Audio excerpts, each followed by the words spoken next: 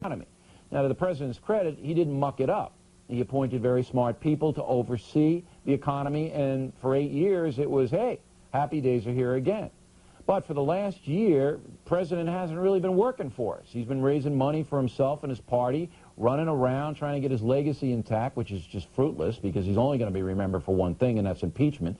And, you know, the economy's gone down the dumper because Greenspan and his boys don't care about the working Americans, and they're fighting some phantom inflation someplace. So, if the economy were the driving force that the pundits say it is, Al Gore should have won the election by, 100 electoral votes because he was riding that wave, and everything didn't go bad until November. That's when it started to kick in. But I'm saying this, that election, both candidates did not connect with working Americans. The polls show that only 20% of Americans voted with any enthusiasm. We need guys and women who can connect with the working people of America, and we don't have them right now.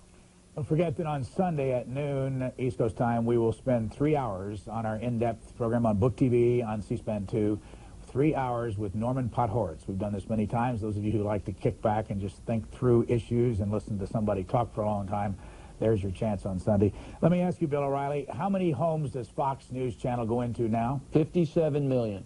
And that'll, that's rapidly escalating because of our success. So I figure in the next 4 years we'll be on a parity with CNN and NBC's, MSNBC and CNBC. But 57 million in 4 years isn't bad, Mr. Lamb. As you know, you're in cable. We're the hottest news network in America right now. My program consistently wins every night. We beat Larry King in the ratings for the last 3 months.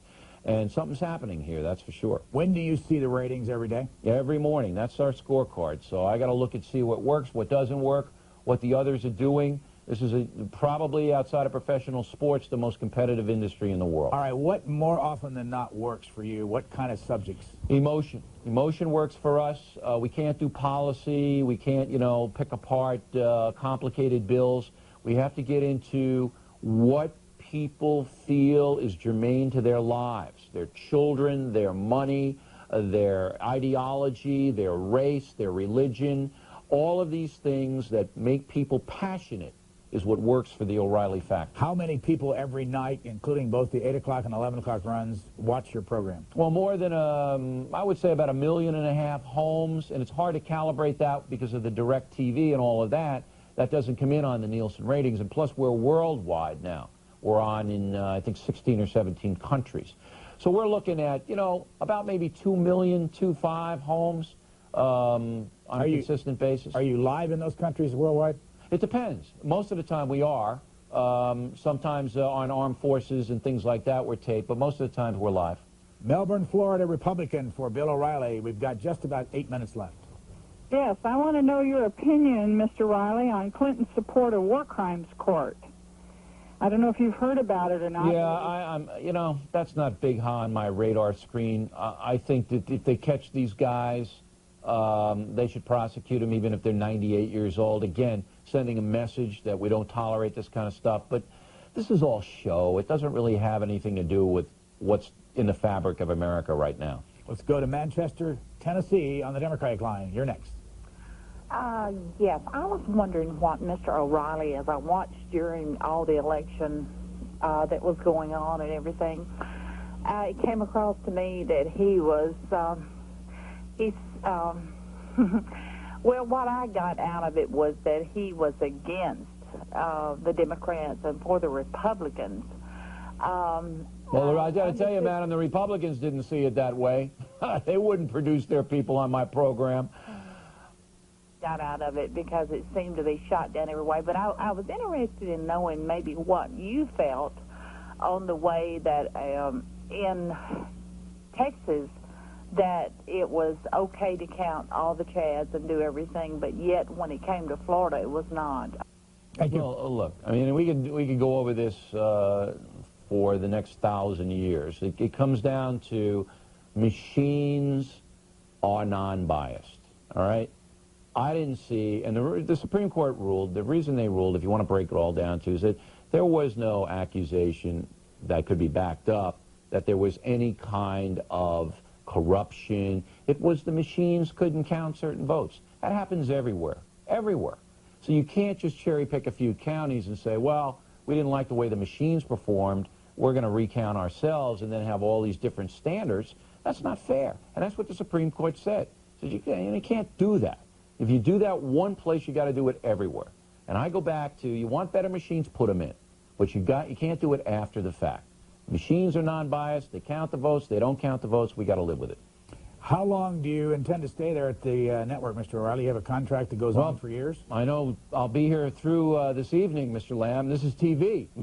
Anything could happen. How long My is it? ratings go down, I could be back in Scranton, Pennsylvania, you know? I don't do that. My contract is up in less than a year, and I hope that I can stay at Fox News. I hope they want me to come back. But I've been in this business now 26 years. This is a tough, tough business. And I come to work every day. That's what I do. I don't have some grandiose plan to take over Nightline or something like that. We'll see what happens. How long do you spend at the studios every day? It's ridiculous. My life is ridiculous. I get up at 7 in the morning with my daughter and we watch Elmo. Elmo's the highlight of my day, all right? I love Elmo. All right, and then I got to get on a conference call about 9:30 with the guys here and set the lineup. Then I drive in my 1994 car to the city and fight hand-to-hand traffic. Get in here around 11:30 or noon. You know, set up what we're going to do, begin writing the program around 2, deal with the, you know, we're getting 30,000 pieces of mail a week now, Mr. Lamb. I mean, it is unbelievable. So it's a full day. I get home about 8:30, and I'm working a lot, far too much.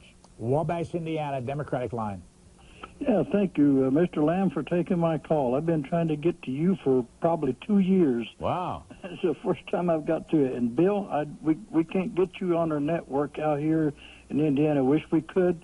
You will soon. You will soon. My wife has read your book. I haven't, but I do know, going back to the Jesse Jackson factor, I am a 68-year-old white male, retired, but I'm also a Democrat politician in this small town. I'm like I said, a Democrat, but what I want to know, and I have written to my senators, both Lugar and Bayh, I've written to congressmen and in Washington. What I want to know is why in the world can't the people, and I'm not a racist, I get so sick and tired of hearing this racist card played, and sick and tired of hearing some of these colored people who call in there and they get to screaming and hollering and cursing. What I want to know is why in the world somebody, whether it's white or black, whether it's the Black Caucus themselves, don't stand up and say, Mr. Sharpton, Mr. Jackson, get back to your pulpits and preach the gospel.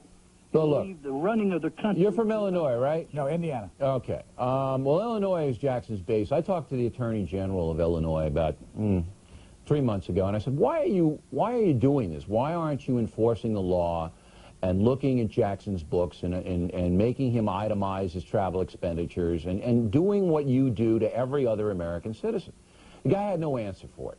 I mean, he hemmed and hawed, and, you know, and the federal government, the same thing. We contacted the IRS. Oh, it's a personal matter. Well, come on. All I want is for everyone in this country to be treated equally. I want all African Americans to be treated the same way as whites. I want all Hispanics to be treated the same way. You know, that's what I'm going for here as a journalist. I don't want Jesse Jackson getting special privileges. I don't want anybody getting special privileges. I want people to come together to stop the race stuff, to put this behind them, and for everybody to have as good a life as they can have. You know, it's a pipe dream, but that's what I'm going to fight for as long as I have my pulpit. Are you writing a second book? Yeah, it's called The No Spin Zone, Confrontations with the Powerful and Famous in America. It will be out October 2nd of this year. And I do that on top of doing this program. Are you writing it yourself? How could anybody write for me? I'm so obnoxious. There isn't a ghostwriter in the world that's obnoxious. Well, of course I write it myself. You write a lot of, in your book, a lot about people in the business. And here's one little, I read this earlier, but I want to get your point on this. Roger Ailes, my boss at Fox, got married recently, and the endless receiving line was chock full of famous faces, most of them behaving like normal people. Suddenly, Maury Povich and Connie Chung jumped in front of the entire line.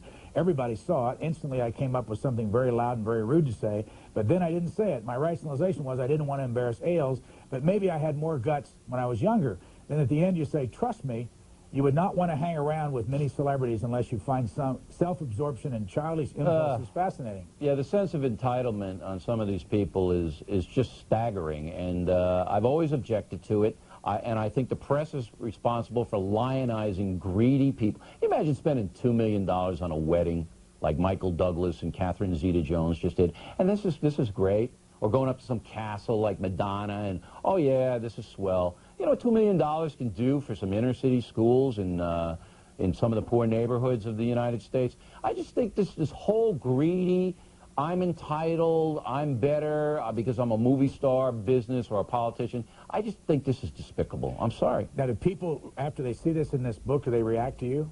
Well, they don't like me to begin with, so I... Why don't they like you? Well, because I'm a loudmouth, and I don't pander to anybody. You know, when you don't pander, the people who are used to being pandered to don't like you. What's the difference, though, between being a loudmouth and doing what these folks do, like jumping the line? I mean, what's the difference? Well, I mean, come on. Would you jump in that line, Mr. Lamb? That was rude, wasn't it? So why should these people do that? I'm not questioning that. I'm just asking, how do you deal with that kind of a situation? Well, I should have said, hey, Maury and Connie, get back here. But because now I didn't, as I said, I didn't want to embarrass anybody, and so I didn't. I wimped out. One last call for Bill O'Reilly, Washington, Pennsylvania, Republican. Go ahead, please. Good morning. I would like Mr. O'Reilly to address an issue. Ms. Ratner earlier commented on the large amount of human carnage under Bush as governor of Texas, referring to the 152 executions. Baloney. What about all the babies that were murdered by partial birth abortion under Clinton's presidency? Look, all of this hyperbole about executions, we don't live in a perfect world, all right? We have to go by what the law is. The people of Texas want capital punishment. I'm against capital punishment. But if I'm the governor of the state, he doesn't have any power to commute these sentences. He doesn't have any power to do it. That's the law, so that's it. Partial birth abortion, it doesn't happen very much. It should never happen unless there's the woman is going to die or a cataclysmic effect on her health. I don't understand the insensitivity in that area at all. But this is the country we live in, and we got to go by what the law says. As we said earlier, it's #1 on the New York Times bestseller list this Sunday. It's the 15th week, and this is what the book looks like. It's called The O'Reilly Factor: The Good, the Bad, and the Completely Ridiculous in American Life. Our guest has been Bill O'Reilly, host of Fox News Channel's The O'Reilly Factor, seen tonight at 8 and 11 East Coast. Thank you, Mr. O'Reilly, very much for joining us. A pleasure to talk to you, Mr. Lamb. Thanks for having me in. And Mr. O'Reilly's been in New York, and we are here in snowy Washington at the moment, and we thank you for joining us. Have a nice weekend.